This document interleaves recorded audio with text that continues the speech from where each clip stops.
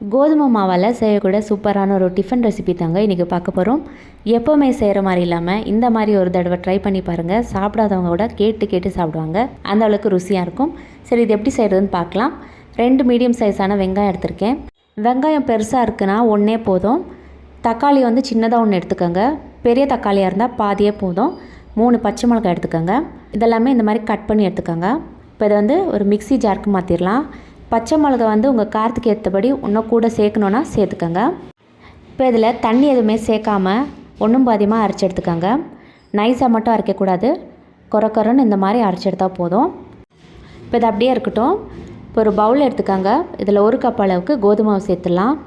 நான் இப்போ 1 கப் கோதுமை மாவுக்கான மெஷர்மெண்ட் தாங்க சொல்லியிருக்கேன். நீங்கள் கூட செய்கிறீங்கன்னா அதுக்கேற்றபடி எல்லாமே கூட சேர்த்துக்கோங்க.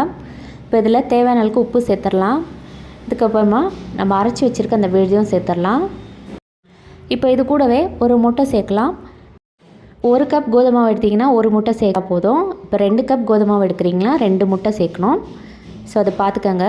இப்போ முட்டை சாப்பிடாதவங்க ஸ்கிப் பண்ணிக்கலாம். முட்டை இல்லாமல் கூட நல்ல ருசியாக தான் இருக்கும். முட்டை சேர்த்தா வேற ஒரு டேஸ்ட்டாக இருக்கும். முட்டை சேர்க்காமல் அதுவும் ருசியாக தான் இருக்கும். ஸோ நீங்கள் எப்படி வேணாலும் ட்ரை பண்ணி பார்க்கலாம்.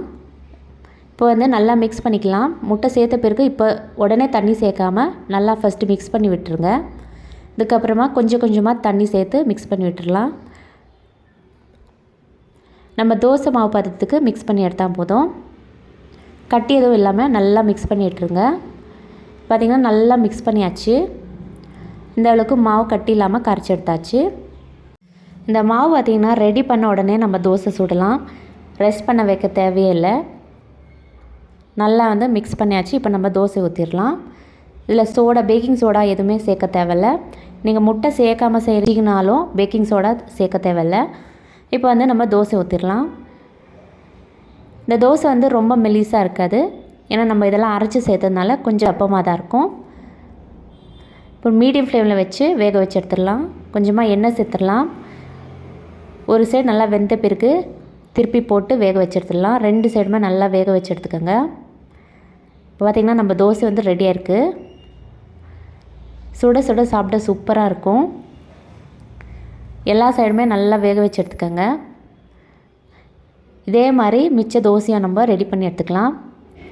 1 கப் கோதுமை மாவால் ஒரு 7 தோசை செய்ய முடியும்.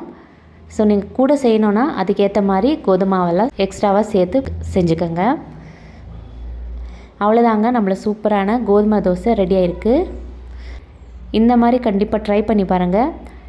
இதுக்கு சட்னி குழம்பு எதுவுமே தேவைப்படாது. அப்படியே சாப்பிட்லாம். அவ்வளோ ருசியாக இருக்கும். ட்ரை பண்ணி உங்களோட ஃபீட்பேக் ஷேர் பண்ணுங்கள். வீடியோ பிடிச்சிருக்குன்னா லைக் பண்ணுங்கள். சப்ஸ்கிரைப் பண்ண மறக்காதீங்க.